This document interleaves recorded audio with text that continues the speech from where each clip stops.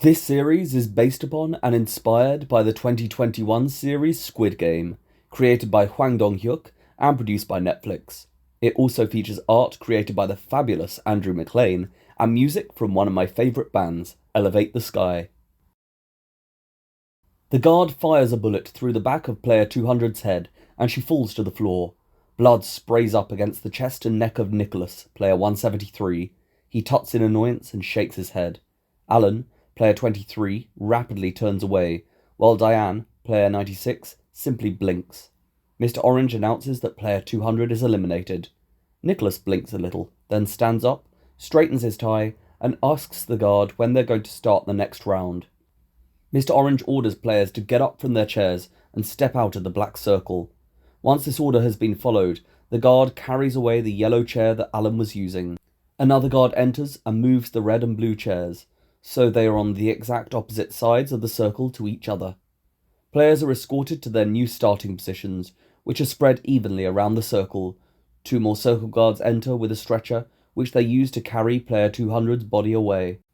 When they pass Alan, player 200's blood-soaked perm flops off the side of the stretcher. He lets out a thorough breath and turns to the screen to see that he and Diane both have 2 lives remaining, whilst Nicholas still has all 3. With the 3 remaining players now ready, Mr. Orange informs that the next round will begin shortly.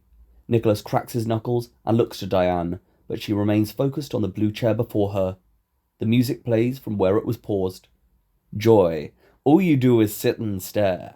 Begging on my knees, baby won't you please run your fingers through my hair. During this time, Diane and Alan walk round the circle, both cautiously eyeing the nearest chairs. Yet Nicholas moves faster, and within seconds he is less than a metre from Alan. My, whiskey and rye, don't it make you feel so fine? From the corner of her eye, Diane can see Nicholas jauntily moving along to the music, even closer behind Alan, who lets out a grinding cough as he moves. However, she appears intent on staying as far as possible from the men, instead focusing on the nearest chair, which fluctuates between being ahead and behind her. Still with Nicholas on his tail, Alan moves to within 2 metres of the red chair ahead. Right or wrong, don't it turn you on, can't you see? The music stops, and Diane hurries ahead to the blue chair. Alan sprints to the red chair, but when he is about to lower himself onto the seat, he twists round to see Nicholas running in with outreached hands. Although Alan is pushed with nearly all the force in Nicholas's arms, he leans in and braces himself a split second before the impact, which stops him from being pushed back too far. As the men push against each other and try to sit down onto the chair, Mr. Orange laughs in the gallery and states how it looks like a really shirt scrum, adding that the gay one is probably enjoying this. Diane watches uncomfortably as Alan continues to push against Nicholas, with his infirm grunts becoming louder and louder. Yet after a few seconds, she notices a grin forming on Nicholas's face. She frowns, and upon a closer inspection, realises how he does not appear to be exerting his full force against Alan. Nicholas chuckles and mimics Alan's painful sounds, until Diane shouts at Alan to knock him over. Nicholas scoffs at her, and drives a sudden surging force through his arms. Alan is pushed away from the chair, and stumbles back a few steps, before tripping over his shoelaces. Nicholas laughs, and Alan lets out an echoing cough from the floor. Nicholas smiles, and stands before the red chair, then jokes how utterly exhausted Alan now looks. He subsequently bends his legs to sit down. However, before Nicholas touches the seat, he is shoved hard from behind. He is launched forward and roars in pain as he hits the floor. Alan looks up in shock to see Diane poised behind the red chair. She suddenly shouts at him to move. While Nicholas swears in agony and grips onto his wrist, which he has just landed on, Alan struggles up to his feet, and Diane runs back to the blue chair. Nicholas winces and curses Diane, until Alan sits upon the red chair. Getting to his feet and painfully stretching his wrist, Nicholas lets out a string of swear words, and asks Diane why she pushed him. She nods to the number 3 on the screen below 173, and simply responds that right now, he is the bigger threat.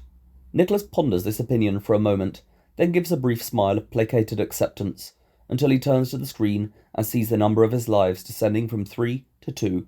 He winces with an apparent mixture of pain from his sprained wrist and regret at seeing this lost life. Alan turns to Diane with a thankful smile. She gives an understanding yet cautious look in return. While she and Nicholas silently return to their starting positions, Alan sits back on the red chair and lets out a sigh of exhaustion. Nicholas snarls and asks Alan why he thinks he has the right to take a break, especially after what he has just done, but Alan holds up a hand and responds that he needs a minute. In the gallery, Mr. Orange scoffs how these people are taking the puss and grabs the microphone, although before he can speak, Mr. Yellow butts in to suggest that a quick recess could be beneficial. Mr. Orange chuckles the word recess and looks back to Miss Green. To his apparent surprise, she shrugs and comments that she does need the toilet. Mr. Orange does not initially move or speak, but after a few seconds, he takes the microphone and announces a 1-minute break. Diane sits back on the blue chair, blinking repeatedly. Nicholas stretches his arms behind his back and dryly comments how the last time he played this game was with friends at his 7th birthday party. He chortles and adds that the song which played was Rock Around the Clock. Diane turns and responds how she finds this hard to believe. Nicholas manages a grin and asks if this is because she thinks he looks too young for this song. Diane bluntly answers that it's because he said he had friends. With an unamused snigger, Nicholas gets up to walk to the door, casually stepping over a splatter of Player 200's blood. Diane looks to Alan and eyes him quizzically, but he continues to stare at the floor and does not notice.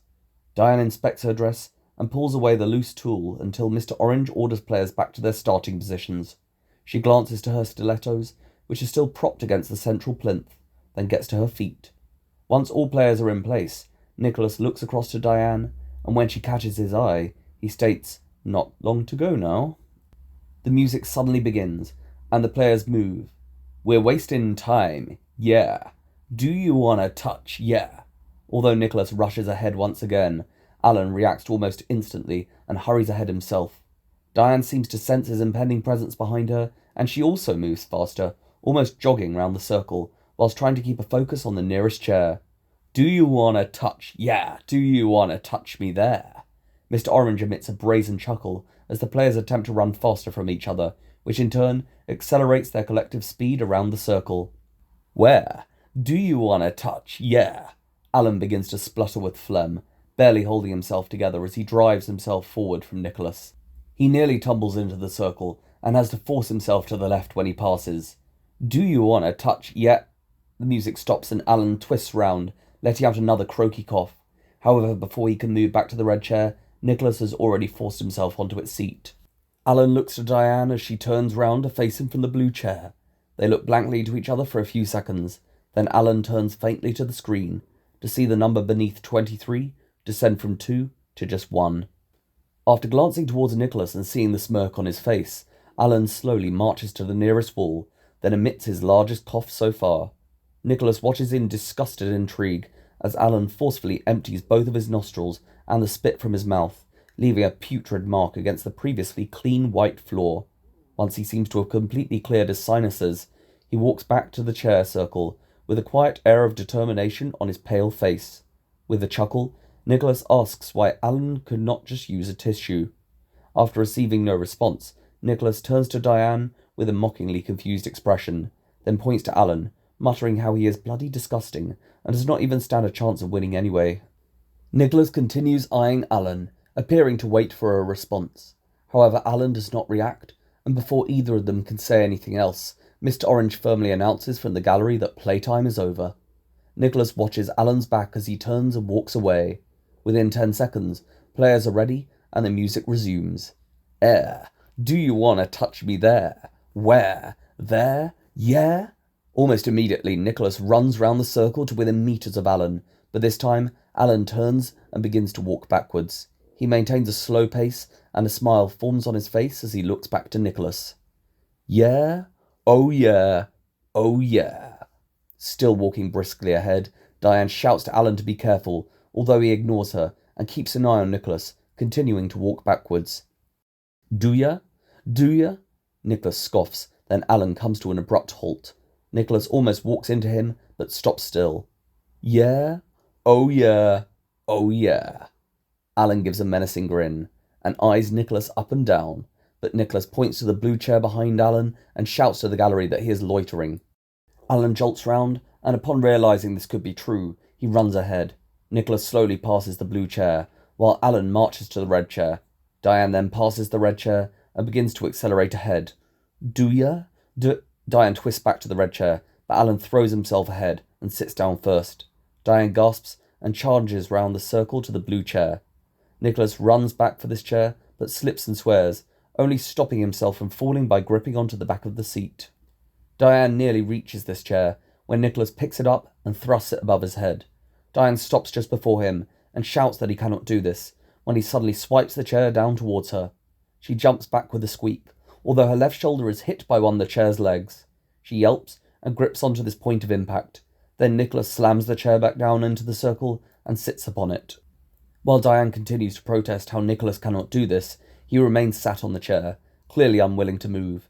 He tells Diane to accept she lost, but she looks up with a glimmer of hope to the gallery, in which the guards can be seen conferring. Mr. Orange turns and checks aloud that this is 96. Miss Green nods in agreement, yet Mr. Yellow states how this was an illegal move, and points to the rule in the game booklet which forbids the voluntary movement of chairs. Mr. Orange swears and states that he forgot to mention this rule. With little delay, Mr. Yellow asks which of them insisted on having the announcer's job for this game. As Mr. Orange slowly turns to Mr. Yellow, Miss Green hurries to justify how everyone knows the rules for this game. Mr. Yellow gestures to Diane and Nicholas, who are now arguing again in the room below, and responds that clearly this is not true. Mr. Orange exhales in annoyance and snarls how he will put an end to this now. He snatches the microphone from the table and briskly announces that players cannot move chairs any more. Diane begins to ask if this will apply for the last round, when she sees the number below 96 descend from 2 to 1. While Nicholas lets out an open sigh of relief, Diane exhales in disappointment. Alan looks round her from the red chair and apologizes, but he is interrupted when Nicholas chortles under his breath and shakes his head. Alan begrudgingly turns his bloodshot eyes to Nicholas, who claims that they all know how much they each want to win the money and go home, so he shouldn't be apologizing. For a moment, Alan appears lost for words, but when he begins to respond, Diane calmly holds up a hand to him and rests with a pensive glaze across her face. Although she does not look to Nicholas, she gestures in his direction and comments that he's correct. She looks back to Alan with a reassuring smile and tells him not to be sorry for trying to win. Before Alan can form a response, he lets out another loud cough and Nicholas turns away. While Alan spits to the floor and wipes a cold sweat from his forehead, Nicholas looks to Diane and nods in a seemingly respectful manner before emitting a cautious grin. This time, instead of turning away, she faces back to him with a neutral yet calm expression. Players are ordered back to their starting positions. Once they are in place, Nicholas stretches, then looks up to the screen to see that he has 2 lives left, whilst Alan and Diane are down to 1 each. The music resumes, rapidly shifting Nicholas's attention back to the game. Ouya? This time, Diane and Alan move ahead at a steadier pace, keeping a sensible distance from each other. However, Nicholas soon accelerates forward. Alan appears too focused on jutting his eyes back and forth between the chairs to notice that Nicholas is fast approaching behind. Do you wanna touch? Do you wanna touch me there? Diane also increases her pace, and within seconds, she is almost charging after Nicholas. When Alan passes the red chair, Nicholas hurries further behind him. It is only then that Alan notices how close they are, and while they continue to move ahead, he lets his jacket fall from his back. Diane breathes deeply and hurries forwards, but slows down when she nears the red chair. The men continue, and as Alan moves close to the blue chair, he grips his jacket in his hands. Do you wanna touch? Do you what? Nicholas grits his teeth and turns to the blue chair, yet before he can move, Alan throws the opened jacket at his face and bolts for the same chair. Nicholas swears when the jacket lands over his head, but even with his eyesight covered, he proceeds to run almost directly towards the blue chair. While Alan also runs in this direction, Nicholas claws the jacket from over his face. Although one of its buttons is still caught over his ear, he launches himself at the blue chair. Within the second that follows, Alan rapidly lowers himself onto this seat, while Nicholas slides in from the side. Sat on the red chair, Diane turns and lets out a nervous gasp upon noticing the men sat upon the blue chair together. Alan frantically shouts that he was on this chair first, but Nicholas firmly replies how it must surely be against the rules to throw clothes at each other. Nicholas looks for support from the gallery, then Alan desperately yells back that he was on the seat first, and nobody said throwing things was not allowed. In the gallery, Mr. Orange shouts at Mr. Yellow to hurry up and make a decision. Whilst hurrying to access the appropriate camera feed, Mr. Yellow calmly replies that he is reviewing the footage as quickly as he can. Alan refuses to back down, and Nicholas continues that he broke the rules, until Diane shouts over how nobody said you could not throw anything at someone's face. Nicholas turns to her impatiently, but bites his tongue and gestures to the nearest camera on the wall, which is pointing towards this chair. With tears swiftly forming in his eyes, Alan once again insists that he could feel he was on this chair first. However, Nicholas orders him to save his breath and let them check the camera. Alan falls silent and looks round with a quivering movement in his fingers, which is still gripped to the chair. Mr. Orange urges Mr. Yellow to hurry up, but after rechecking his screen, Mr. Yellow replies that he has found it. Mr. Orange and Miss Green glance over to Mr. Yellow's screen, showing a camera shot from behind, in which one of the men's thighs can be seen making contact with the chair, while the other man's thigh is mere centimetres above its seat. Tears flow from Alan's eyes as he continues pleading that he was sat down first. Mr. Orange's voice subsequently begins an announcement from the boombox. Nicholas turns to the wall, biting down on his lip, and Alan's shattered eyes do not move from the gallery. Mr. Orange declares how after reviewing camera footage, they have identified that one player was sat upon the red chair 0.2 seconds before the other. Nicholas gulps, then Mr. Orange reveals that the player who was sat on this chair last, and will therefore lose a life, is... He pauses and deactivates the microphone, letting out a deep chuckle. Alan's expression becomes dull and faint in the room below, but the silence creeps by. Mr. Orange boldly states 173. While Alan looks down blankly to the ground, Nicholas lets out a regretful sigh. The players are ordered back to their starting positions, and Diane watches the number beneath 173 descend from 2 to 1, which is now the same number beneath 23 and 96. She manages a weak smile to Alan as she passes, but he faintly grabs her arm. She stops with a concerned expression, and Alan pauses, then mutters how he just thought of every stupid thing he has ever done. Remaining still, with Alan's hand on her arm, Diane looks into his eyes and begins to reassure him, when Nicholas casually interrupts that at this point they may as well get on with it. Diane and Alan turn to Nicholas and seem unsure of how to reply, but once he has returned to his starting position, they walk over to theirs as well. Alan shivers and grips his fists tight until the music begins. "Na touch me there." The players get moving, and the backing singers slowly blare out the line, "Yeah, oh yeah, oh yeah." While Joan Jett freely ad-libs, my, do ya wanna touch?" Diane practically runs round the circle until she is just behind Nicholas. Noticing her proximity, Nicholas looks back in annoyance and speeds up, almost running into the back of Alan. With Nicholas just behind, Alan seems ready to run ahead and gain some distance, yet Diane points back and shouts over the roaring music to trap him. Nicholas glares round to see Diane's cunning expression.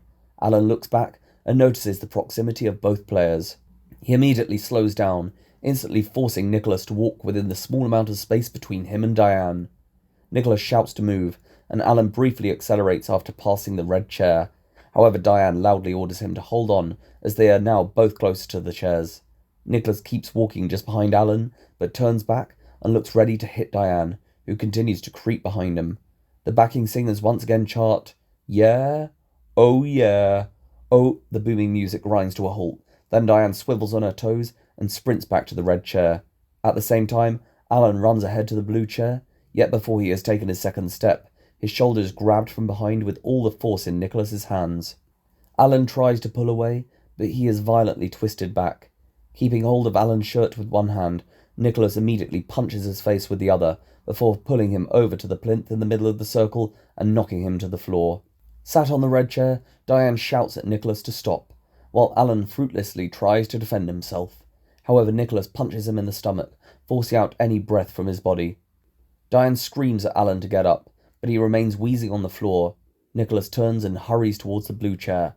Diane keeps yelling at Alan, and Nicholas swiftly reaches the other side of the circle. He stands before the blue chair, then turns to see Alan rising unsteadily to his feet.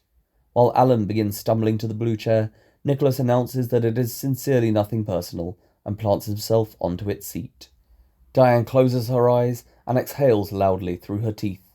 Nicholas turns away to the wall, and Alan looks back to the screen. The number beneath 23 decreases to 0, and his pale hands start shaking against the plinth. The next few seconds of crisp silence are broken by the opening of the door. Diane jumps up from her chair and fights back tears, begging the guard not to shoot Alan. Yet the guard walks past, and she almost instantly realizes that her pleas are in vain. Nicholas continues to face the wall, and Alan lets out a shuddering breath at the sight of the guard's gun. Diane tearfully mutters, "Oh my God," and looks away, gripping onto the back of the red chair. Alan's breathing accelerates. He sniffs, closes his eyes, and turns his neck away. However, his eyes are almost immediately forced open again by his flowing tears. Diane is unable to look away as Alan's reddened eyes gaze up into hers. The guard stops just a meter away and readies his gun. Still gripping onto the plinth, Alan gasps through his tears, then growls at Diane to win this shirt. She faces him, and a tear falls from her eye. A shot subsequently fires from the guard's gun. Diane shrieks, and Alan falls against the plinth, leaving a red trail down its side until he hits the floor. Diane buries her head into her hands, and the guard begins to walk away, when a tapping sounds against the floor. The guard and Nicholas look back to see the bleeding wound in Alan's back. Diane begins to protest that he is still alive, but Nicholas shouts to put the poor sod out of his misery. The guard walks back to Alan, who is lying across the floor and coughing up blood against the plinth. The guard points his gun towards Alan, who cranes his neck up to Diane, then reaches a bloodied hand towards her. Diane gasps in distress and shouts at the guard to wait. He looks to her, but hesitantly holds his finger back from pulling the trigger. She then notices a weak, yet spirited expression form across Alan's bloodied face as he reaches towards her stilettos, which are still lying idly next to the plinth. Diane runs over to Alan, which appears to surprise the guard. Nicholas demands to know what she is doing, although he turns away with a shake of the head when she crouches down by Alan. Whilst the guard looks up to the gallery for instruction, Diane wipes away a tear, but watches Alan extend a shaking finger towards the stiletto of a discarded left heel by the plinth. Diane stops moving for a second as she notices where Alan is pointing. Then she darts her eyes round the plinth to Nicholas, who is still facing the wall. After holding his earpiece, the guard walks over.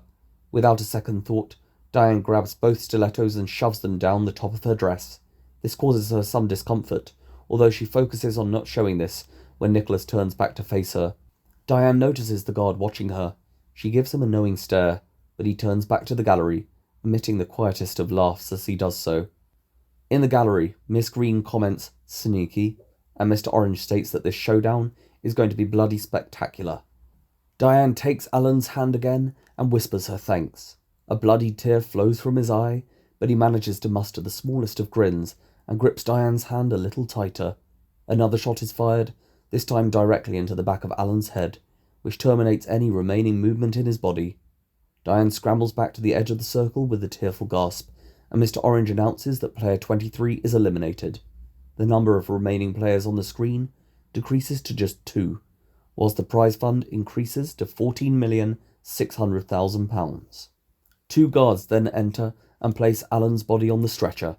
Once they have left the room, Nicholas finally rises from the blue chair and approaches Diane, who is sat carelessly near her starting position. Nicholas comments, "Just you and me now." Diane looks up to him with no expression for a few seconds, until she manages a feeble nod of the head. Appearing somewhat taken aback by this response, Nicholas offers his hand to Diane. She leans back cautiously, but allows him to help her to her feet. Nicholas looks round, and after letting out the most ironic of grins, chuckles that this is definitely the strangest week he's ever had.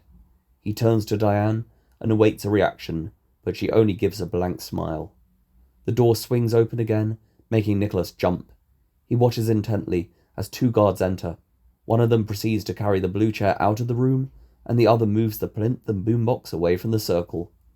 While the red chair is placed in the middle of the circle, where the plinth has been until now, Nicholas furtively suggests to Diane that whoever wins gives £500,000 to the other one's family.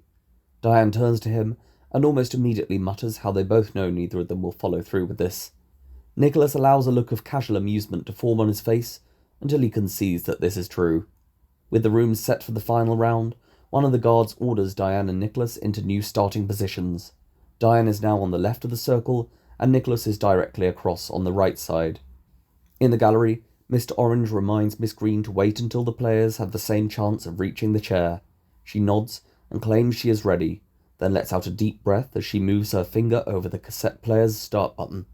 Diane looks around the room and glances past Nicholas when she notices he is staring directly back at her. She allows her eye to rest upon his, and the pair gaze at each other for a while. Yeah.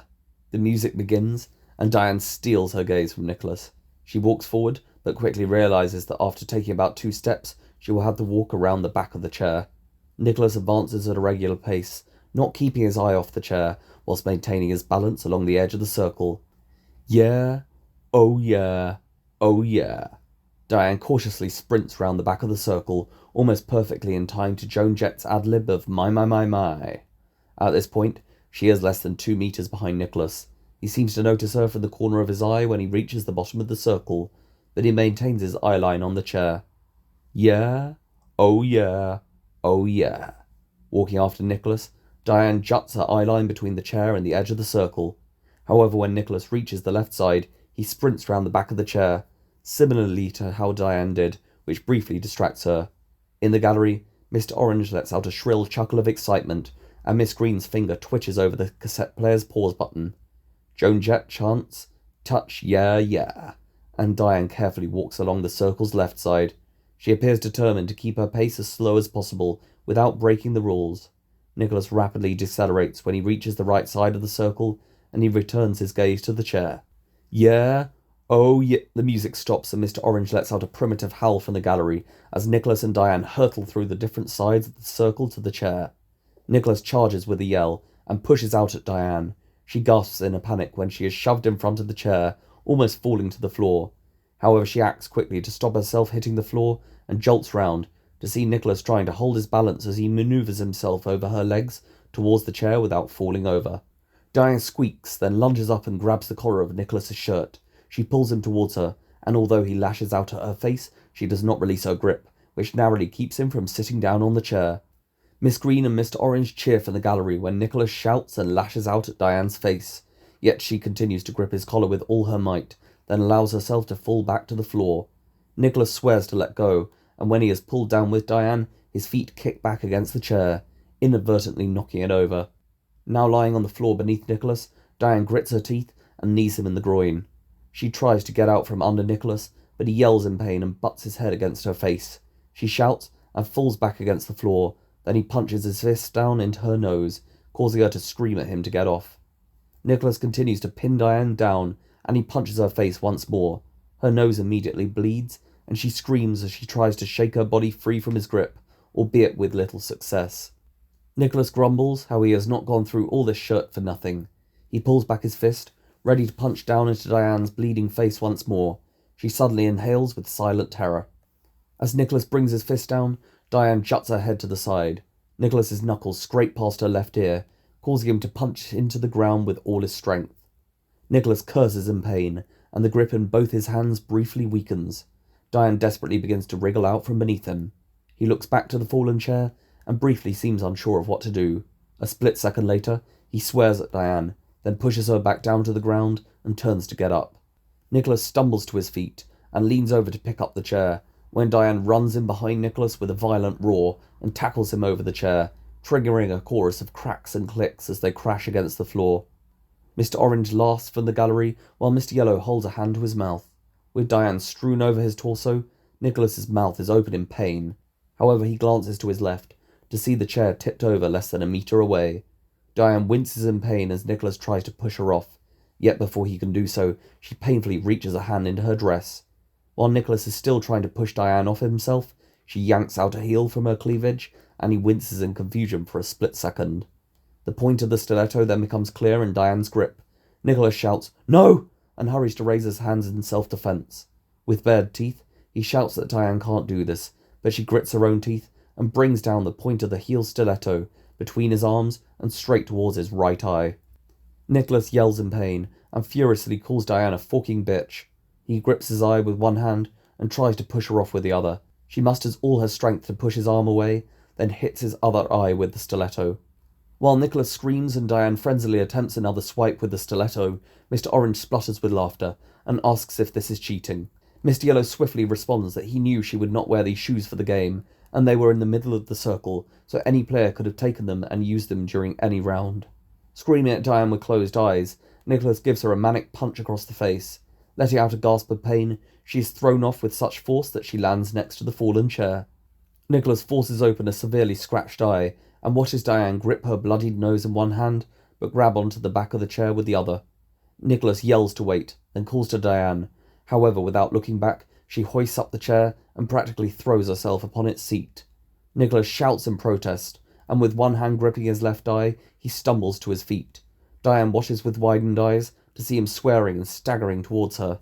Diane whips out the other heel and holds it out in defence as Nicholas advances towards her. Yet when he is within meters of her, a gunshot sounds from the door. Nicholas falls before Diane, and she finds herself gripping her hands against the seat of the chair as she sees the guards at the door. Nicholas growls, lying face down against the floor. Diane struggles to catch her breath when the guards raise their guns and approach the circle. Nicholas lets out a crackle of pain and tries to get up, but falls back to the floor. Diane lets out a series of panicked breaths as she cautiously darts her eyes between the guards and Nicholas. With a painful groan, he manages to crane his neck up towards Diane, although she fails to look back into his bloodied eyes. Within seconds, a dry laugh is emanating from Nicholas's mouth. Diane's jaw opens as he lets out a creaking laugh until he violently coughs out in blood and agony. Diane's eyes remain fixed on Nicholas. A few seconds later, his face stops moving. Then he mutters in a rather stoic tone that he is sorry. He reaches out to Diane, although her limbs remain frozen.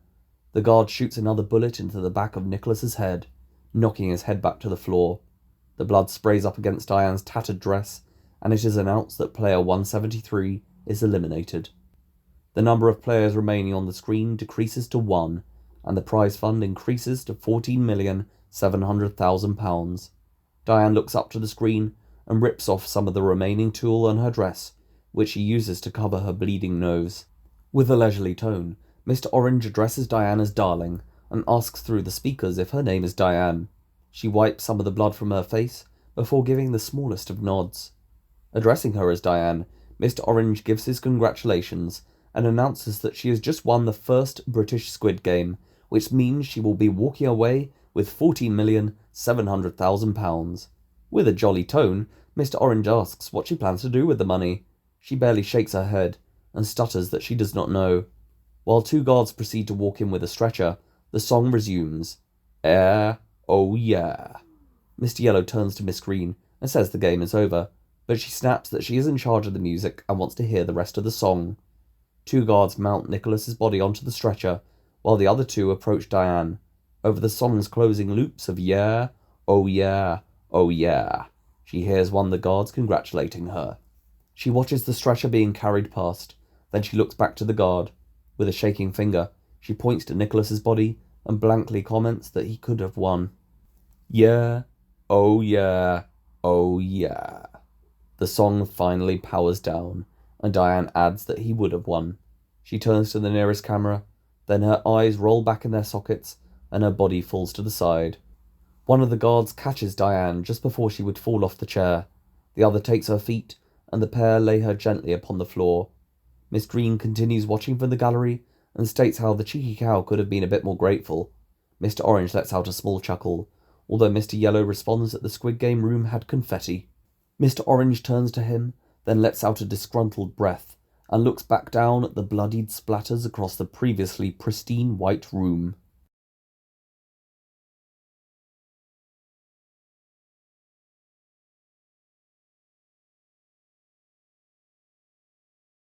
A little over an hour later, Mr. Yellow is drinking from a glass of orange juice at the bar in the gallery. His arm occasionally shakes a little, causing the ice in his drink to vibrate. However, he continues to examine Squareguard's sketches on the opposite wall, which gradually seems to calm him. Mr. Orange and Miss Green are stood at the window of the gallery. Whilst making light conversation, they look out into the azure-lit dormitory and can just about see Diane sleeping in her central bed. Miss Green discreetly asks Mr. Orange if he will be back in his usual job on Monday if he doesn't get this one. He jokes how he would return to a job if he had one. He adds, though, that with the salary they are about to get from this place, he'll look forward to taking some time off from the job hunt, and might even take care of his gran for a bit, and pay for her to get away somewhere nice like Benidorm. Miss Green states, how sweet, and whispers that she knows she hasn't got this job. Mr. Orange turns to her and responds, chin up, but she points to Mr. Yellow at the bar, and whispers how it will probably be him instead. Mr. Yellow appears to sense this mention, and turns towards Miss Green. She faces away, but Mr. Orange asks Mr. Yellow if he's going to use his salary to go back to Washington for a holiday. After a brief pause, he responds that it is Wyoming which he previously visited, and he may well do so. As Mr. Yellow casts his gaze back to Squareguard's painting, Miss Green lets out a small laugh and claims the first thing she'll do is go back to Italy and enjoy it properly this time, without the X. Mr. Orange nods, but just when Miss Green is about to continue, he asks if she wants to go together. Miss Green laughs, yet after a moment's silence, she asks if he's serious. Mr. Orange answers that he's completely serious. Miss Green seems taken aback, and replies how she still doesn't know anything about him, not his name, or even what he looks like. He turns to her, and she says he might be hideous. Mr. Orange tells her to find out. She sighs, then after a moment of reflection, responds how they had a good time here, but it would be completely different if they really met. Mr. Orange quickly declares that she cannot deny they have something special. Miss Green sighs once more with a hint of a laugh and turns away, but Mr. Orange suggests meeting properly tomorrow night. Miss Green looks up to the camera in the corner of the room, then leans towards Mr. Orange and quietly asks where he lives. He replies, Bromley, and asks the same question, to which Miss Green hesitantly whispers back, Maidstone. Mr. Orange splutters how this is no distance. Miss Green loudly shushes him, making him jump and almost knock into the glass behind. Mr. Yellow looks round from the bar, although once he has fully turned back, Miss Green swallows her amusement and asks Mr. Orange if he is a good cook. He answers that she can be the judge, and Miss Green gently nods. She begins to respond when the door to the gallery swings open. Squareguard enters, and Mr. Yellow walks over to his seat. Miss Green heads round to hers, tentatively followed by Mr. Orange. Once they are all settled, Squareguard gives a relatively speedy introduction to this meeting, thanking the guards for a strong final game, and giving them praise for working more collaboratively this time. Mr. Orange nods confidently, but Mr. Yellow sips through the straw to his glass, even though it is now empty, which produces a quiet slurping sound over the ensuing silence.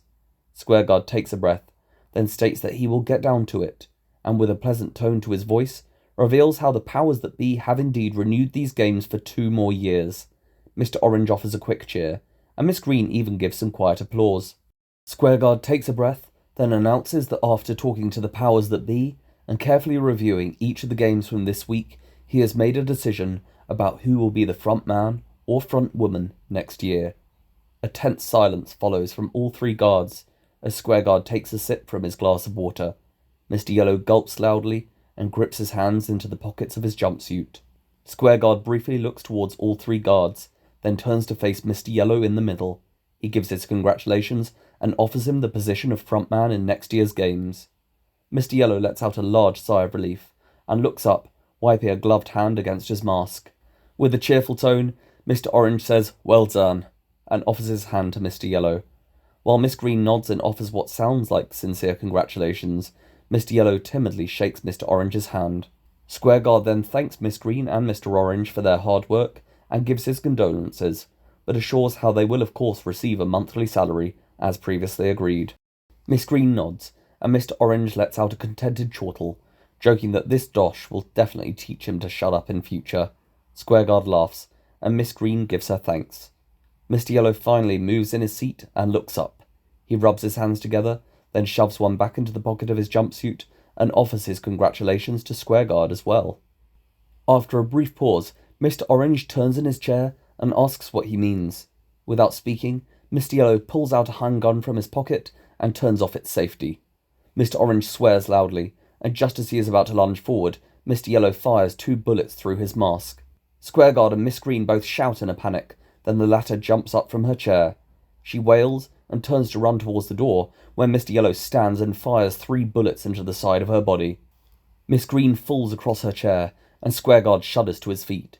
He raises his hands above his head, begging Mr. Yellow for mercy and frantically offering anything to not be killed. Squareguard nervously glances into the dormitory behind, although the circle guards he can see are not reacting to these shots. Still trembling with raised hands, he faces back to Mr. Yellow. After activating the gun's safety and carefully placing it on the table, Mr. Yellow says that there is no reason to worry. This does not appear to calm Squareguard, who shakily asks what he's just done. Mr. Yellow says nothing, but steps back and reaches for the zip over the head of his jumpsuit. Squareguard remains frozen as he watches Mr. Yellow pull back this zip, slowly exposing short, jet-black, silky hair. Squareguard's breathing deepens, Then Mr. Yellow places a hand over the yellow triangle of his mask. He pulls it away from his face, revealing himself to be a middle-aged man of Korean descent, Oh-il-nam, a leading founder of the original South Korean Squid Game. Squareguard lets out a slow gasp, and a grin forms across Oh-il-nam's face, until he exclaims, "Hello, Gambu." Squareguard shudders and grips his shaking hands against the table. While Oh-il-nam, Mr. Yellow, gently approaches round the table, Squareguard takes deeper breaths, but eventually manages to ask, "Uncle?" A few seconds later, he looks up to see Oh-il-nam stood almost next to him. He flinches away, but Oh-il-nam assures he is safe and grabs the glass of water from the table. Having nearly regained his breath, Squareguard pulls back his hood and rips the mask from his own face, revealing himself to be a young man of Korean descent with wavy, dyed blonde hair. Oh-il-nam addresses Squareguard as Tae-min and encourages him to drink his water, which he silently proceeds to do. Once Tae-min, Squareguard, appears to have restabilized himself, he slams the glass back down on the table and apologizes for forgetting, then hurries to bow to Il-nam and promises he had no idea. Il-nam lets out a fiendish grin and chuckles how it is not the first time he has taken a different identity. Still shaken, Tae-min barely reacts, but Il-nam peruses that it is, however, both easier and harder to be behind a mask instead of a player in the games themselves. Tae-min still appears lost for words, and his mouth falls open. A second later, he suddenly darts his gaze back across the table to the bodies of Mr. Orange and Miss Green, and asks if they are also founders. Il-nam turns to them with an uncaring look, before bursting out laughing. Tae-min frowns, but Il-nam asks, "These people?" and walks round the table to Mr. Orange, whose head is now slumped over the table. Tae-min waits with bated breath until Il-nam pulls up Mr. Orange's head and unzips his jumpsuit, revealing finely gelled blonde hair. Il-nam yanks away the shot-out mask with the orange triangle to show a muscular, freshly shaven yet severely bloodied face. He narrates that this is, or was, Bradley MacLaine, 29 years old, from South London, unemployed for almost all of the last 2 years. Il-nam adds how, unlike most other unemployed people here, he has barely looked for a job during this time. In fact, he has been living with his grandmother in her apartment without paying any rent. According to neighbours, there have even been times when he forced her out for the night if he ever wanted to have a woman over. Tae-min remains speechless, as Il-nam relays how Bradley here even received another conviction in June for putting his grandmother in hospital, simply because she did not give him the money to buy a new television after he threw a chair through his previous one. Il-nam lets go of Bradley's bloodied head, letting it fall back onto the desk with a thud. He strolls over to Miss Green and drags her nimble body back into the chair, then forces back the zip of her jumpsuit. A crop of honeyed curls emerge, and her mask is ripped off, displaying a bright, freckled face. Il-nam informs that this was Daisy Costello, a 23-year-old receptionist from Kent. He then points to her deceased yet young face, and jokes to not let her innocent looks deceive you. Tae-min's eyebrows rise, and Il-nam states how last year her boyfriend was kind enough to take her to the city of Florence in Italy, somewhere she had apparently dreamed of visiting all her life. Il-nam then reveals that the boyfriend met with an unfortunate fall during a hike in the surrounding valleys after finding a suggestive postcard in Miss Costello's backpack, which she was planning to send to a male admirer back in England. Il-nam continues how through legal complications and translation issues, she managed to claim this was an accident. Tae-min still appears taken aback, but Il-nam claims that after a little digging, this was shown to be far from the truth. Tae-min suddenly asks how Il-nam knows all this about them. He chuckles how, of all those with no money, even the most honest has a price. Il-nam then claws a finger to the empty seat of Miss Purple, and declares how he hopes never to meet anything like that again. Tae-min blinks a little, and struggles to form a question, until Il-nam asks for him, "Where did we find these people?" Tae-min nods quickly, and Il-nam laughs. Pointing back to the dormitory, he answers, "The same place as the rest." Tae-min glares round to the window overlooking the dormitory, and Il-nam explains that after checking the backgrounds of all 205 people recruited as players, he aimed to find the worst of the worst, and eventually narrowed it down to these 5, while the rest remained as players. Il-nam gestures to the empty seat of Mrs. Blue, and concedes how that one did surprise him, and an argument could have been made for appointing her. Tae-min seems surprised, but Il-nam adds that her children and husband are reportedly much happier since she's been gone. Tae-min mutters to himself in apparent shock, and Ilnam smiles how this is indeed all completely hypothetical, as she's no longer in the running. Ilnam is about to continue, when Taimin utters to wait, and reaches down to the bottom drawer of his desk. He pulls out a red box, from which he produces a large Polaroid camera, along with 3 colour-printed photographs. Ilnam smiles, as Taimin informs that he had the film developed from Mrs. Blue's camera. He proceeds to take the photographs from the box, showing Mr. Orange and Miss Green engaging in sexual activity within the riverbed during the game of Conkers. Taimin hands the photographs to Ilnam, who examines them, before asking why he decided to keep this to himself, and not tell the powers that be. Taimin nods, and responds that he knew their story about Player 28 killing Mrs. Blue did not add up, as Mr. Orange never reported his gun as missing, but it was then found on Player 28's body, which meant that he most likely planted it there. Ilnam nods, and comments how he is glad Taimin also noticed this. Taimin hurries to add that he was going to eliminate them both after the 4th game, although he wanted Mr. Yellow to think there was still some competition.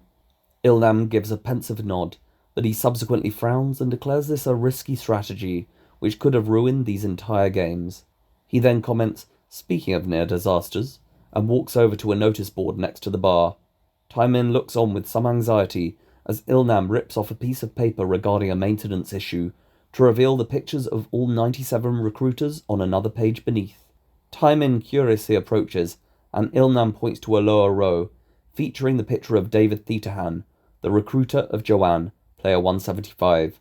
While Taimin's eyes widen in surprise, Ilnam warns how that meeting could have easily turned ugly, and he could have saved time by checking through the records before the meeting. Ilnam's face softens though, as he adds that Taimin did eventually do the right thing by ordering the security sweep. Taimin lets out a disbelieving laugh and shakes his head up to the ceiling, asking himself how he did not realize his uncle was in front of him all along.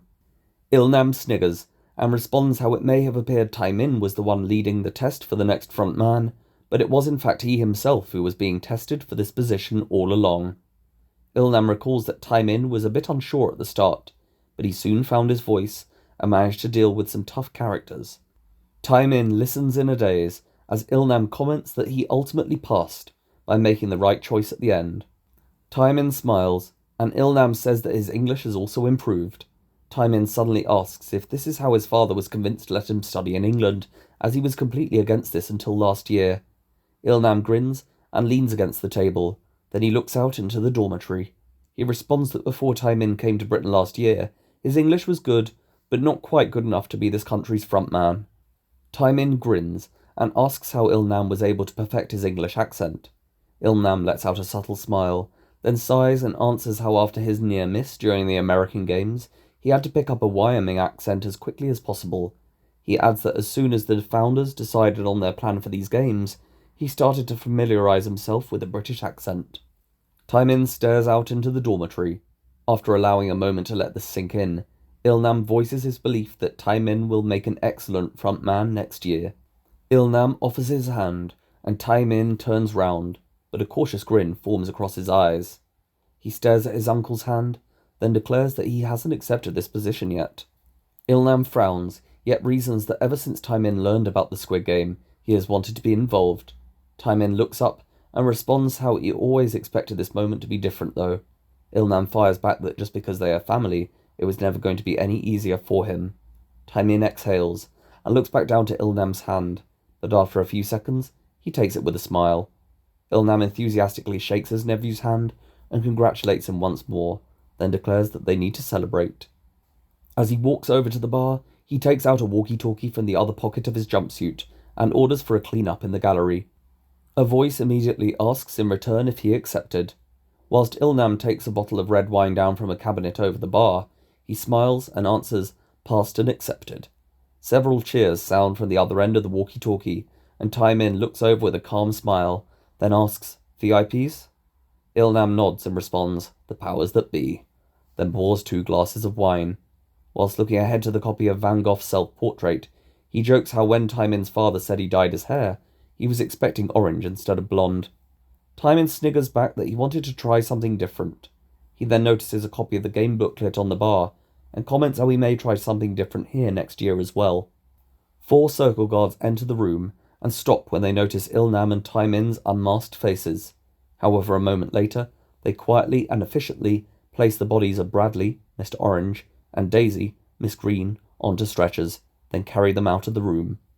When the door closes behind them, Ilnam joins Taemin in front of the window, and the two clink glasses together. Ilnam watches Diane being awakened by a circle guard in the dormitory below, and Taemin walks back to the table. Ilnam gestures to Diane and claims he did not expect this one to win, adding that in the betting list she started down in the 160s. He points back to the chairs on the other side of the table and reveals how he nearly had her working in here, although he is glad he switched her with Blue at the last minute. Ilnam briefly seems confused by the lack of a response from Taemin. He looks back to see Taemin sat at the table, taking 20 marbles from a small pouch and dividing them into red and blue piles. Ilnam chuckles and asks what Taemin is doing.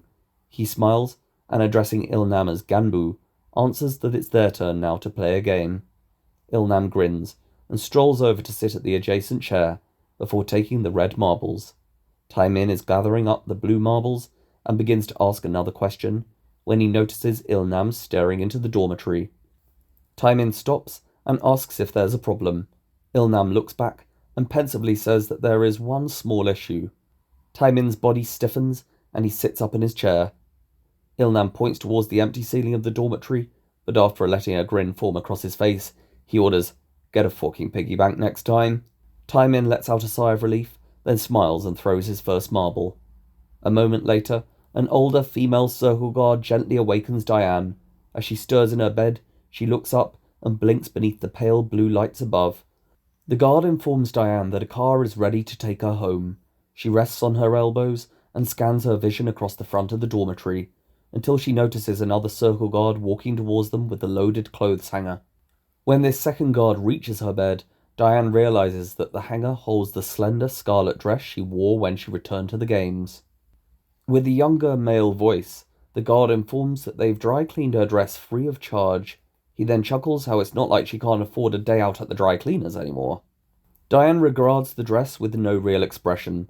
The male guard runs his gloved hand across its satin fabric, and after letting out a feverish breath, describes the texture as sublime.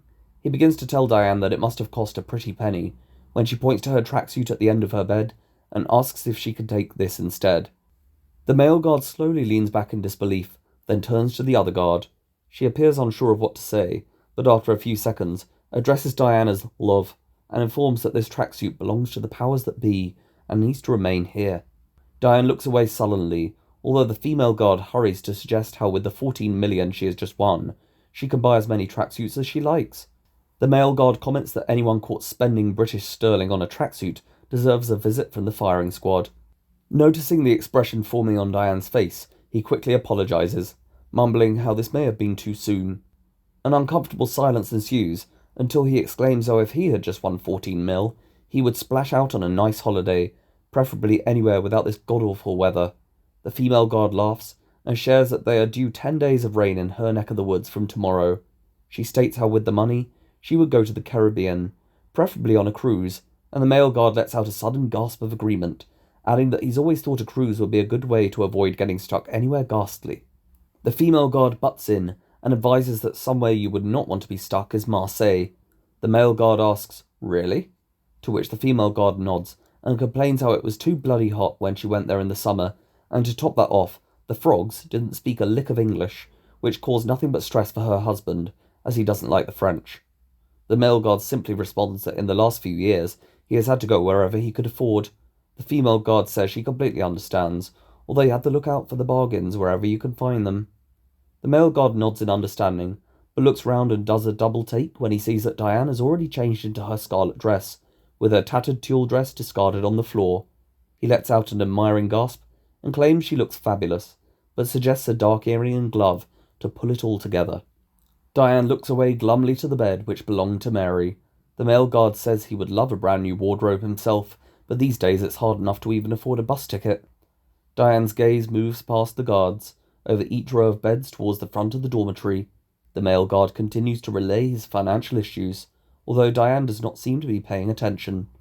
As she turns the other way and faces the mass of empty beds spanning all the way to the back of the dormitory, a tear forms in her eye. The female guard then reminds the male guard that he will get the salary like all the rest of them. Diane lets out an impatient breath. The male guard gasps and with a loud sound of delight, claims he forgot about that. He then blurts out that this will sort the Christmas presents for this year at least. The male guard lets out a loud laugh, and Diane suddenly whips round, screaming at them to shut up. Both guards seem taken aback as she shouts this again, before calling them a pair of fucking idiots. Whilst Diane quietly seethes, the female guard clutches her chest, before pulling out a gun from her pocket. She points it to Diane, and calmly addresses her as love, reminding her to take a breath. Diane collects herself and looks down, apologising for this outburst. The female guard maintains a grip on the gun, but assures Diane this is understandable after the week she has had. While Diane closes her eyes and turns away, the two guards look to each other. The male guard then apologises as if they were being a touch insensitive, although he proceeds to remind Diane that this should be a cause for celebration. She sits down on her bed again, and the male guard asks if she has given any thought to what she will buy first. She says nothing, yet stares to the empty bed of Steve and wipes the tear from her eye.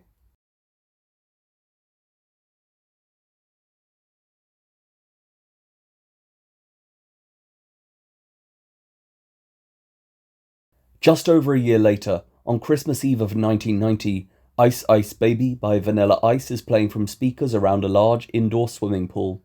With many half-consumed bottles of alcohol and collections of other substances scattered around, the people present, aged through their 20s, seem to be having a good time. A group of 6 are nestled between 2 exotic plants at the deeper end of the pool, chatting and smoking around an enormous keg of beer. At the other corner of the pool's deeper end, 3 docile men are watching a Christmas-themed episode of The Simpsons on a small television in the corner, with a bag of different colour pills ripped open on a table between them. In the shallow end of the pool, a man and woman are chatting and occasionally splashing each other in a playful manner. On the side of the pool nearest to this pair, Diane is relaxing on a sun lounger, nestled beneath a set of twisting metal stairs. With a glass of Prosecco in one hand and a cigarette in the other, she is adorned in a flowing red fabric over her white bikini. On the other side of a colossal yet mainly uneaten birthday cake, 2 of Diane's friends are sat on a large white sofa. One of these friends has long blonde hair like Diane, and she is currently focusing on brushing it in a handheld mirror. The other friend, with brunette curls, is dividing her attention between a magazine and the ongoing conversation. After listening to her blonde friend complain about split ends, Diane discreetly rolls her eyes beneath her sunglasses and finishes a cigarette, then stubs it out in her empty glass. She looks across the pool towards a robust, middle-aged Korean man in a dark suit, stood attentively by the glass door. While the brunette friend complains about the shampoo she bought yesterday, Diane makes eye contact with the Korean man for a second. However, he looks away, and Diane's gaze descends to the couple in the pool, who are now becoming rather intimate. After running a hand over his girlfriend's back, the young man smiles and holds her tighter. He glides back through the water, pulling his girlfriend with him in the direction of Diane. This causes the young woman to jump a little, but she laughs in relieved excitement and holds her boyfriend tighter. Diane appears almost hypnotized by this display of affection and takes a long sip from her drink until she hears the girlfriend tell her boyfriend she loves him. The boyfriend proceeds to kiss his girlfriend when Diane firmly orders them to stop. They glance over in surprise, and the girlfriend gives her boyfriend a questioning look. However, Diane forces a smirk and jokes that they need to get a room, which causes the boyfriend to glare at Diane. Whilst maintaining a fixed smile, she informs how they will not be putting on a show in her pool.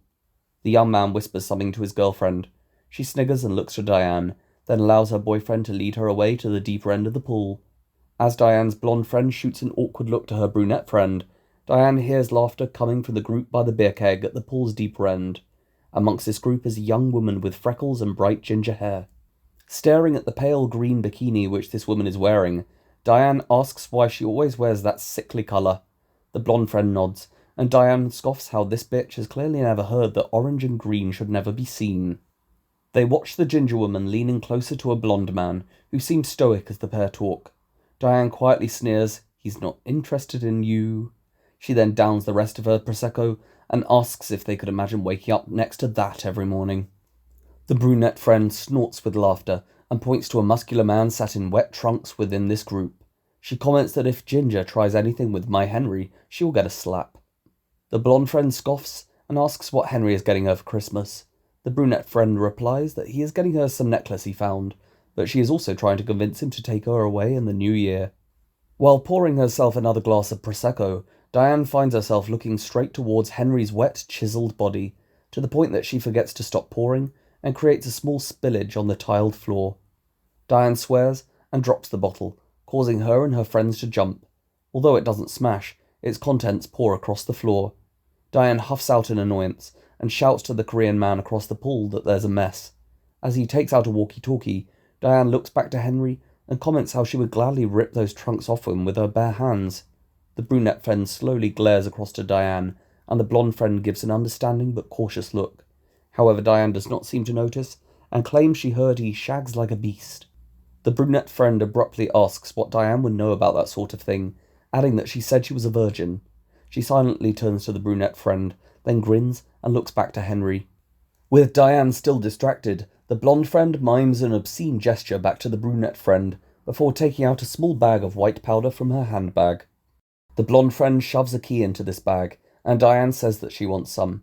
Yet the blonde friend denies this request, explaining how this stuff needs to last her the whole day.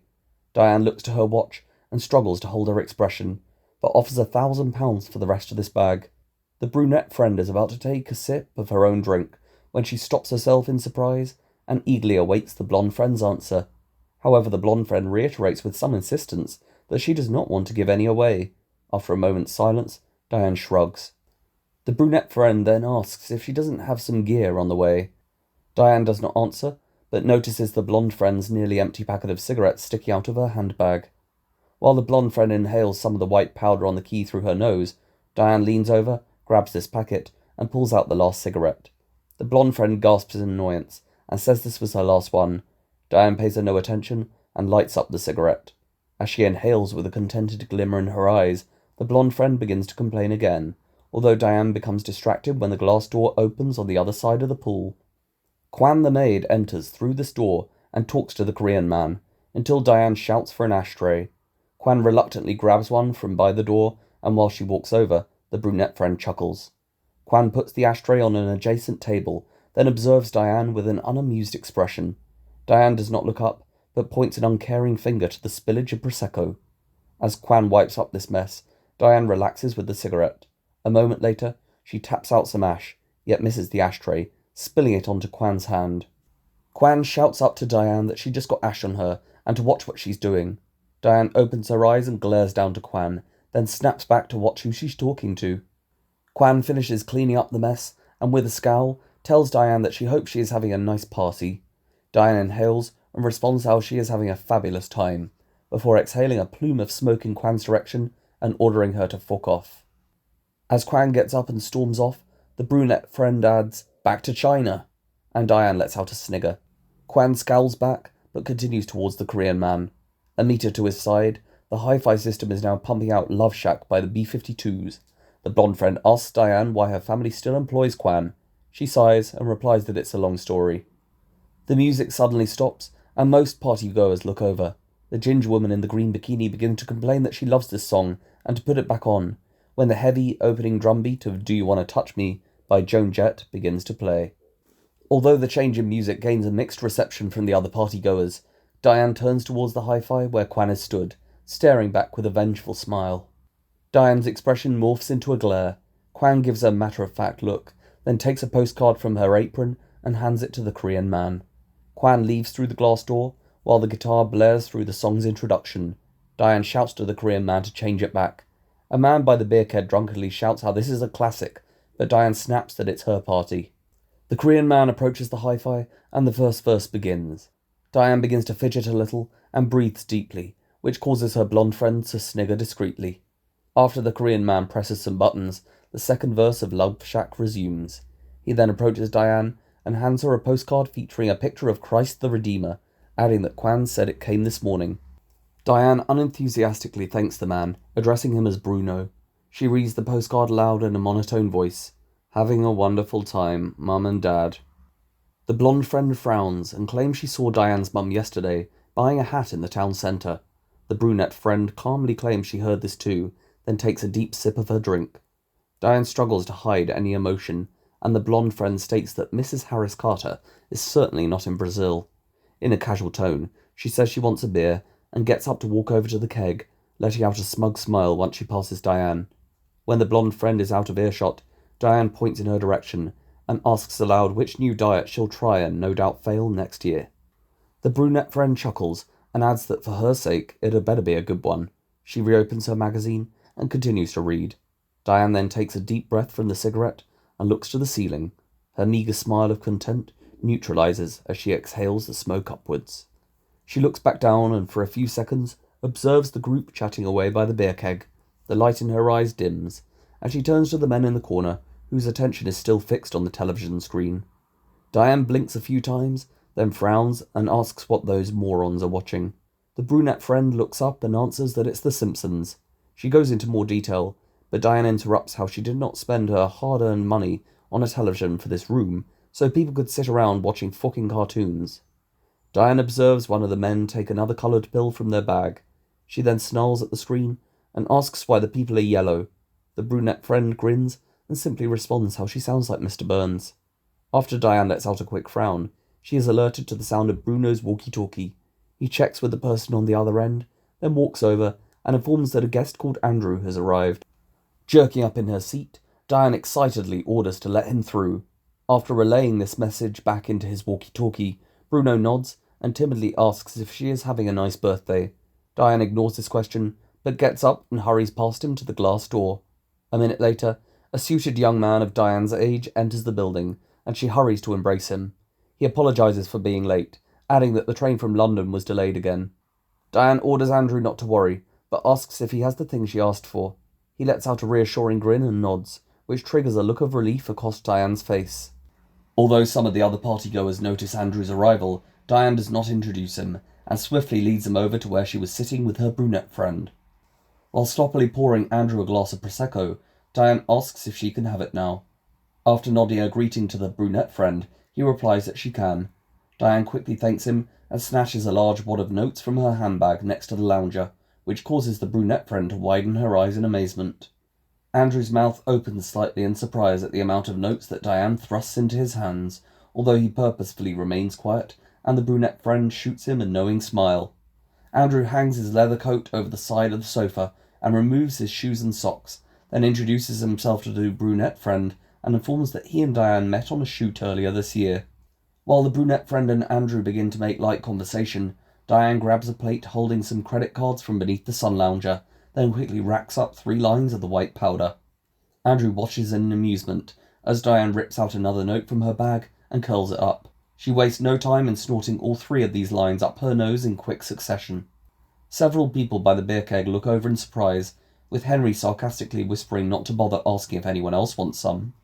The ginger woman responds that Diane gets so much money from her dad that she could afford enough of that shirt to kill everyone in this room 1,000 times over. The blonde man sat next to Henry asks what Diane's father does for work. The ginger woman says that he's an MP, and Henry informs how apparently he made a land deal with a nuclear power station last year, which made him a multi-millionaire overnight. After dabbing her septum, Diane stares into the swimming pool and lets any breath shake free from her lungs. She turns to Andrew and claims she needed that. He appears amused, and flippantly responds how he can get her some more for tomorrow if she likes, although it may cost extra. Diane nods, and without thinking, responds that this is fine. She looks to Andrew's coat, and says she'd like one like this, but preferably in red. She then pulls this coat towards her, which causes a battered newspaper to fall from its pocket. As she feels the leather fabric in her hand, Andrew smiles, and asks the brunette friend how she knows Diane. She replies that they went to school together, and begins to recall an incident which occurred in their third form dormitory, until she asks Diane to remind her one of the other girls' names. The brunette friend looks over, but Diane is now staring down with widened eyes towards the newspaper, which fell from Andrew's coat. The brunette friend frowns and demands to know what's wrong. Diane says nothing, and with a sudden panic, Andrew asks if the gear is okay. However, Diane remains fixed on the bottom corner of the newspaper's back page, which contains a small black and white picture of Mary, smiling and looking ready to hit a gloved hand against a large punching bag. Diane gulps and lunges forward to grab the newspaper, which makes Andrew flinch. Her eyes scan over the surrounding text of this picture, then she demands to know where he got this newspaper from.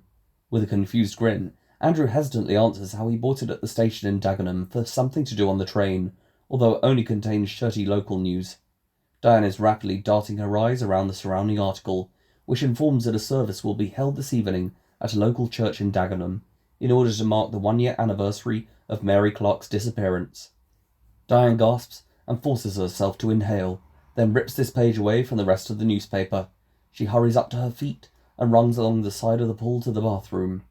The brunette friend gives a strange look to Andrew. He grins and claims that luckily for her, her parents are rich, or she would be up a certain creek without a paddle if she had to live in the real world. Like several partygoers, Bruno watches Diane as she enters the bathroom and slams the door behind. However, whilst the others casually return to their earlier conversations, Bruno briskly walks round the side of the pool to the bathroom. Diane almost falls into the bathroom and crashes against a wall, gripping the newspaper's back page in her quivering hand. After letting out some deep breaths, she brings it up and resumes the article, which notes that Mary was last seen by her grandmother, Joy Clark, in her Dagenham flat on the morning of November the 20th, 1989, although she was not reported as missing until December the 24th. Diane looks back to the picture of Mary smiling in her boxing gloves. Her breathing accelerates until she lunges over to the sink and vomits, only narrowly reaching her target. Once she appears to have stabilised herself, she hears a knock at the door over the upbeat sound of You Can't Touch This by MC Hammer. Bruno enters and sternly tells Diane that he warned her about consuming amphetamines without eating properly beforehand. She slowly moves to sit on the toilet seat, then lets out a wry smile and shakes her head, informing how it wasn't that. Bruno frowns, and Diane passes him the page. As he scans over the article, she informs that they were together in the games. He points to the picture of Mary and asks if she was the blind one, to which Diane gives a wistful nod. Whilst Bruno continues through the article, Diane laments how Mary's family seemed to think she could still be alive. Bruno opens the bathroom door a crack to see all partygoers as they were. After firmly locking the door, he explains how not all players' bodies were placeable, as some injuries would be impossible to explain. Diane snarls and responds that Mary was only shot during conkers. Bruno exhales, and in an uncertain tone, utters how the powers that be have their systems, and London must be busy, especially with the backlog from the second games. Diane does not seem to be listening. After blinking twice, she points to the article in Bruno's hand and asks when it says the church service is happening. He reads through and responds that it's at 6 o'clock this evening. He begins to ask why, when Diane looks down to her watch. With a slight frown, Bruno affirms that she can't be there, as this is the family of another player. Yet Diane sits up and hesitantly reasons how Mary's family thinks she's still alive. Bruno gives her a patient look of disagreement and urges her to remember what happened with the man at the hospital in Brighton. Diane slowly shakes her head, then looks back up to the picture of Mary on the page, which Bruno is still holding.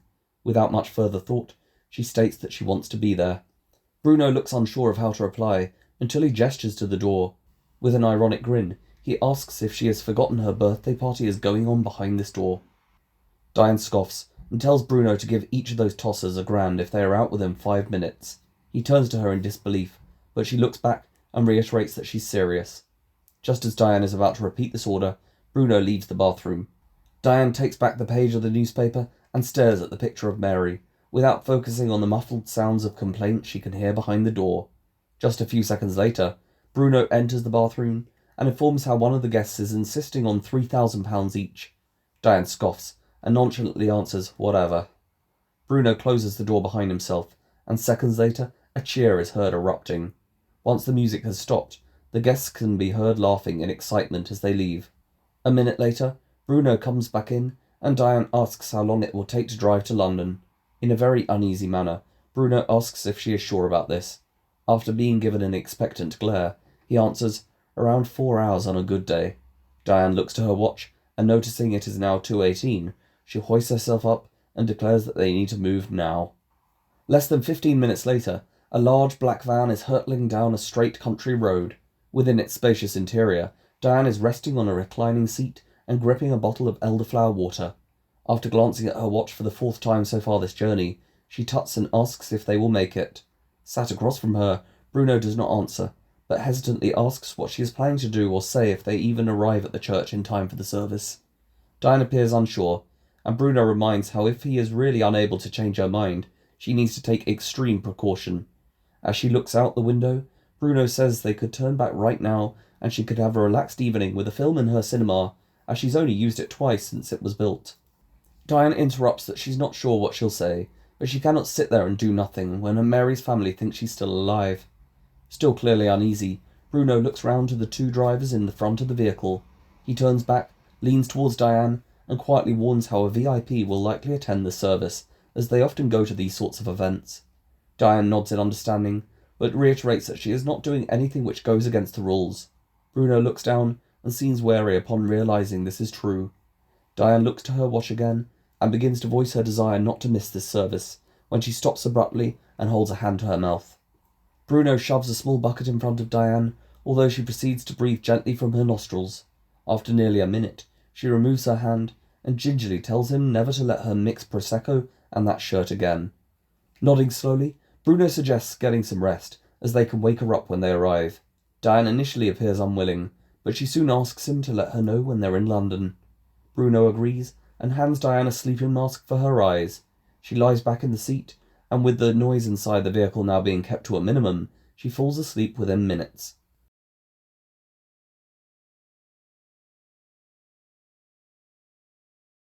Due to the high density of traffic caused by the number of people returning home for Christmas Day, along with the struggle to find the correct church once they are in Dagenham, Diane and her entourage reach this church at 7:16, an hour and 16 minutes after the service began. As soon as the van stops on the street next to the church, Diane jumps out and runs along the path, until she gasps in a panic at the sight of the church's closed doors. She stops and briefly shivers in the cold, darkened night, but runs ahead to the door and bangs with all her might, shouting that she's here for Mary's service. Nothing happens, and Bruno winces from the van as he hears the hysteria build in her voice. After 30 seconds, Diane gradually stops banging on the door and swears aloud. She turns and slumps down against the door. Bruno gets out of the vehicle and approaches with a bittersweet grin. However, the door to the church suddenly opens a crack, and Diane jolts round to see an elderly, white-haired man of Caribbean descent with his foot wedged against the door. After making eye contact with this man, Diane asks if she is too late for the service. The man leans forward slightly, enough to show his dog collar through the gap in the door. He answers that the service finished half an hour ago, but smiles and assures Diane how she will be welcome at the Christmas Day service tomorrow. Diane interrupts that she doesn't give a shirt about Christmas, and needs to speak to Mary's family. The priest's face falls still, and he claims he needs to lock up now, although Diane demands to come in. She shoves her hand through the crack and begins to push against the door. The priest shouts to stop, pushing back against the door and stressing that he does not keep any money here. Diane addresses the priest as an old fogey and shouts that she does not care about money. The priest panics, then Diane launches the full force of her body into the door. The priest gasps as the door swings open, nearly knocking him off his feet. Diane mutters an apology, yet steps into the church and looks around its candlelit interior. The priest steps back, away from Diane, begging her not to take anything. She is not listening, but gazing instead across the many framed pictures of Mary along the back wall. Although she can hear the door to the van opening outside, Diane is focused on a nearby picture of Mary, smiling in the arms of a handsome young man. She turns to another picture of Mary, in a bright orange dress, with longer braided hair, then to a nearer picture of Mary, in army fatigues, laughing as a large golden retriever licks her face. Diane appears forlorn as she focuses on this picture, until she is distracted by the sound of a chair scraping on the back row. She looks round and sees the priest gripping this chair and glancing nervously towards a transparent collection box by the door. She regards the box's interior, which is almost empty, except for a few coins. Diane asks why the priest said he didn't keep any money here. He shakes his head in distress, and Diane flippantly jokes how it's not every day a priest lies to your face. Before he can reply, Bruno appears at the door. The priest gasps, but Diane turns and tells Bruno to wait in the van. He gives Diane a cautious look, although she nods calmly, and he walks away. The priest gulps and rips out some coins from his pocket. He throws them at Diane's feet and begs her to take this instead of the collection. She frowns at the scattering of the priest's coins by her feet. She reaches down, picks them up, then walks towards him, which sees him shakily back into the chair again. Diane stops and quietly informs that she does not wish to take his money and has enough of her own. He continues to regard her warily, although she walks forward and hands him back his money.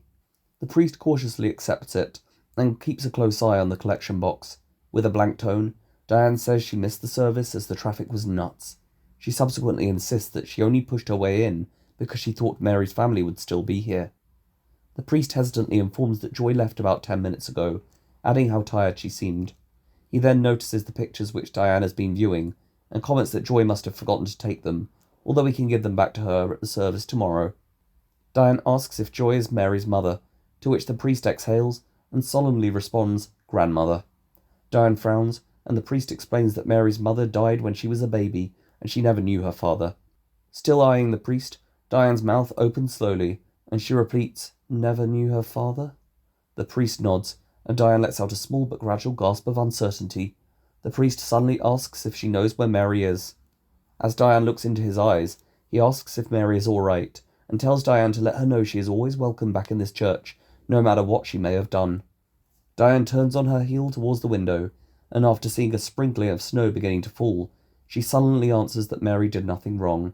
She bites her lip and glances back to the priest, clarifying how Mary was always helping the rest of the army team. The priest smiles and asks Diane where she served with Mary. Still looking out the window, Diane's eyes widen for a moment, until she answers that they were together in Northern Ireland.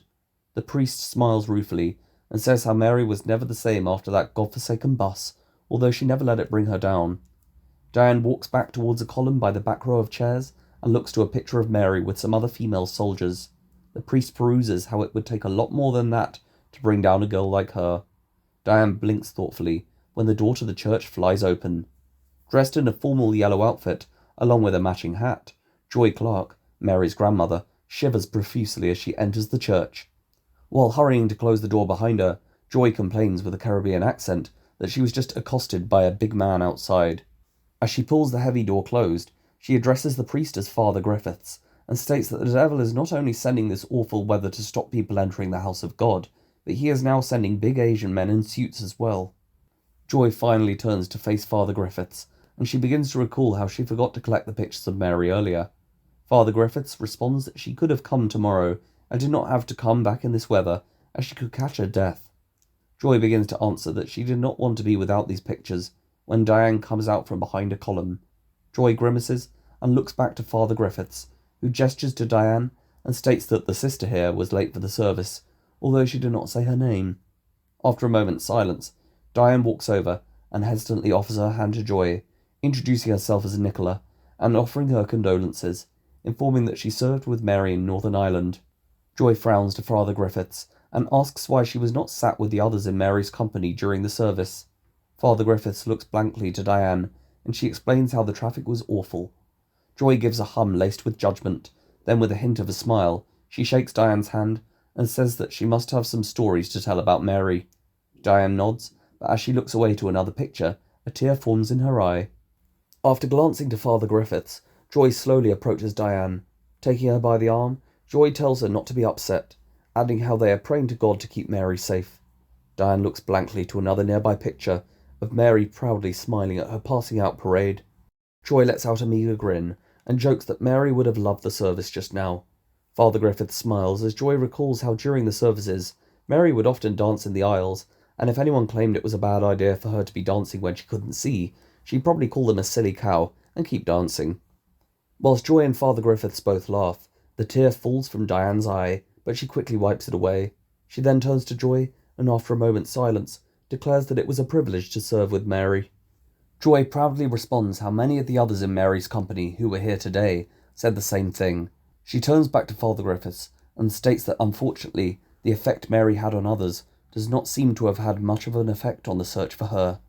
Father Griffiths listens solemnly as Joy proclaims how these days people are judged more and more by how much money they have, their clothes, or even their car, but not their character. She continues that many people who have nothing more to show than the respect and kindness within them are ruthlessly cast into the shadows and rarely get the chance to come back into the light. Diane looks away to another picture of Mary, excitedly boxing as a teenager. Joy laments how her granddaughter will likely remain just another missing black woman, if they can even afford the time, energy, or most importantly the money to keep the search alive. During the silence which ensues, Joy looks towards the meagre contents of the collection box. Father Griffiths notices and comments that it is even a struggle to get the funding for a proper lock on the door. With an air of embarrassment, he informs how 3 times in the last month, youths have broken in and taken whatever they could find. Diane blinks uncomfortably, and Father Griffiths nods in her direction, saying that he thought it was about to happen again. He then opens his hand, and Diane eyes the small amount of change he tried to give her earlier. Father Griffiths shrugs and puts these coins into the collection box, muttering how it will help them more than him. Joy then gasps that she forgot about the collection earlier. She walks over and puts in a 10-pence coin, apologising that it's all she can afford after paying her gas bill. But Father Griffiths addresses her as sister and says that even the smallest donation will help. Diane gestures to the collection box and asks where this money is going exactly. Father Griffiths gives a hopeful grin and explains how it will be used to provide food and water for the citizens of Sudan, as they are going through a dreadful famine right now. Father Griffiths goes into more detail about how the money will be used to construct new wells, and maybe even offer some medical supplies. He begins to say that it could at least help keep some hope alive, when Diane marches over to the door and walks through. A cold wind blows into the church and slams the door shut from behind. Joy looks to Father Griffiths, and with a confused tone says that Her Highness must have somewhere to be, yet he calmly responds how many people are uncomfortable with the needs of others. Joy nods in acceptance and concedes that she was being judgmental. She then asks Father Griffiths if he believes this woman seems like a queer fit for the army. Father Griffiths and Joy discuss Nicola for nearly 2 minutes, until Diane hurries back into the church with a small bag over her arm, then closes the door behind. Joy watches with a suspicious brow as Diane takes the bag over to the collection box. She is about to unzip it when she notices Father Griffith's dazed expression. She stops and walks back to him, then hands over the bag and says it will be safer with him than in the collection box. Father Griffiths takes the bag and gasps at its weight. He hurries to pull back the zip, and upon seeing £5,000 worth of notes within, his expression changes to wide-eyed shock. He finds himself using one hand to ruffle through this pile of notes, and the other to grip onto a chair. Joy then comes over and looks into the bag. She darts round to Diane, and with an accusatory tone, demands to know what the big idea is. Diane nods, and is trying to find the right words for an explanation, when Father Griffiths lunges forward and embraces her, almost knocking her over as tears swiftly form in his eyes.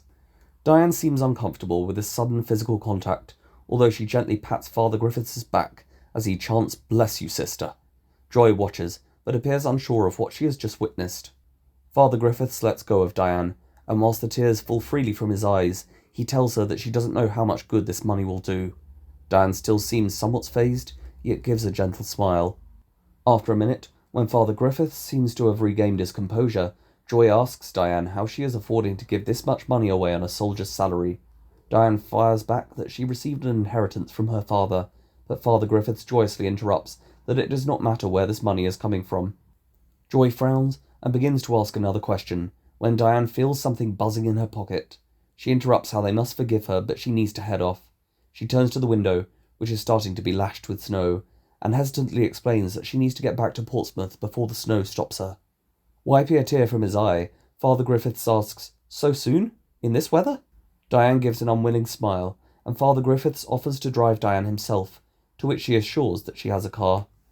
Father Griffiths nods and gives Diane a large embrace.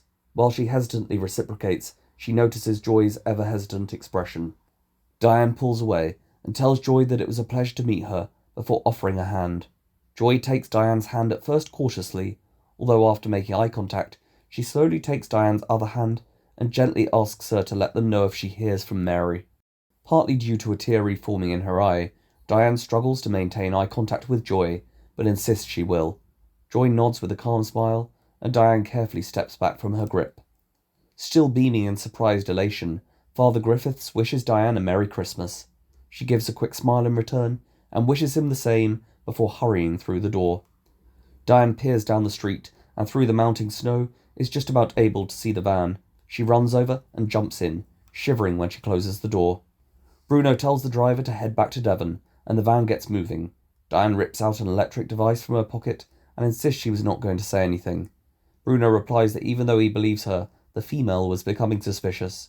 Diane gives a reluctant nod, and Bruno reiterates how he was just helping her avoid another incident. She sighs and turns away. Over the next few minutes, the van makes its way back to the M25, and Diane rests upon the reclining chair, watching the snow hitting against the window at an almost horizontal angle as they drive away from Dagenham. The van passes a bend, and Diane looks ahead to see Bruno watching the falling snow through the window. She is about to say something when he notices her gaze and shares that he has always loved the snow. Diane turns to Bruno's window and watches on. After a while, she inquires how he is going to spend Christmas Day. He looks to Diane and says nothing, though she asks if he will be with his wife. He stoically answers that he is not married. Diane looks back out the window and asks if he doesn't live with someone else. Bruno nods silently, and Diane is about to inquire further when he leans forward and whispers that his partner is male. Diane opens her eyes in surprise and asks if he is gay. After seeing the smallest of grins form on Bruno's face, she frowns with amusement and claims she had no idea. For the first time today, Bruno gives a true smile and says that Diane never asked. She appears stoic, and Bruno asks why she thinks he was chosen for her. Diane's eyes scan round in disbelief, although she slowly nods in understanding. Bruno then says that to answer her question, he will spend tomorrow with his partner, having a cosy day with the turkey. Diane comments how this sounds nice. Bruno nods and declares that although his partner has just been made redundant, they still have each other. Diane smiles peacefully, then leans her head against the window and looks out at the snow, which is now thundering down. They pass a service station before the slip road to the motorway, and she spots some people curled up in sleeping bags near the petrol pumps. The van speeds onwards to the M25, until Diane jolts forward in her chair and shouts to stop. This makes Bruno jump, and the driver turns round, urgently asking what's wrong. However, Diane orders him to pull over. After a few seconds, the van decelerates and comes to a stop on the side of the road, causing several cars to hoot in annoyance as they pass. The reserve driver demands to know why they have stopped, and Bruno also appears to be awaiting an answer. Diane looks stoically ahead for a moment and apologises. She proceeds to gaze out the window, through the snow, towards the bright skyline of London in the distance. For a while, the only noise heard within the van is the muffled hum of the motorway in the distance. Diane blinks deeply, then turns to Bruno and explains how there is something she needs to do before they leave the city.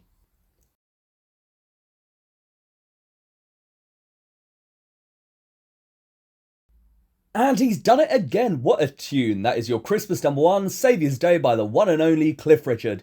If we include Band-Aid, then that's his third Christmas number one in a row. Incredible! Now, I know we've just given you your 8 o'clock morning news, but because it's Christmas Day, we're giving you another breaking story. In the last 10 minutes, we've received reports that several charities across the country have woken up to their largest ever donations. Information's still coming in, but it's been reported that a total of at least £10 million has arrived at various charity headquarters around the country. Amazing news, but strangely, our reports do not show any links between these charities. Amongst those who will be helped are injured and retired soldiers, patients of HIV and AIDS, and homeless populations of several cities, including Exeter, Poole and Bristol, to name just a few. Even Liverpool FC Charity Foundation has received a £1 million grant. Big up you Reds. We've also received reports that one of the largest schools for guide dogs in London, which had to close earlier this month, has just been granted enough money to reopen its doors. I'm delighted to say that this will of course allow for many more of our furry friends to be trained to help those who need them. Wonderful news, although at the moment it's unclear where this money has come from. The story is still ongoing, so we'll of course give you more news as it comes in, but what we do know is that whoever's decided to show this Christmas spirit is about to change an enormous number of lives for the better. Merry Christmas, one and all.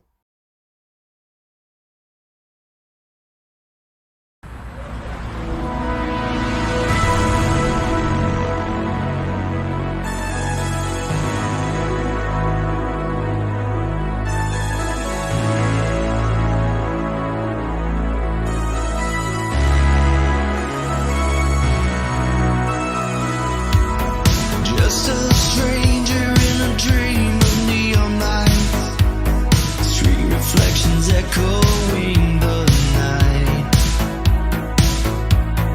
There you were, all alone in a crowded room, frozen in time. We danced the night away. Could this be forever? Oh, moment meant to fade.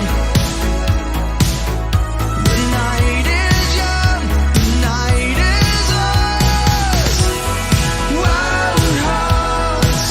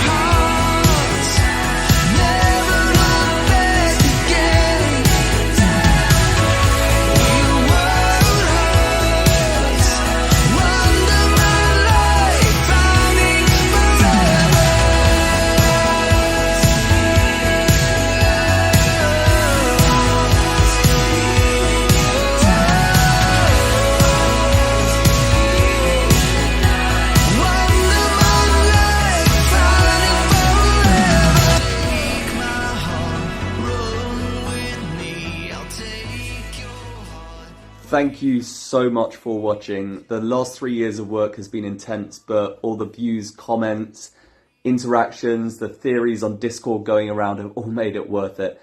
And it wouldn't be the same without all of you. So thank you so much. Big thanks as well to Andrew MacLaine for providing all the art in this series. It's been an absolute lifesaver and has really brought the series alive.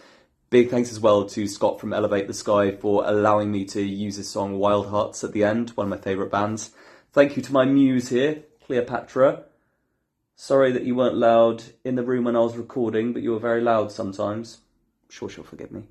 And strange it might say, I want to give a massive thanks to anyone who was alive in 1989. It's a time in culture that I absolutely adore and wish I were alive or missed out by 1 year.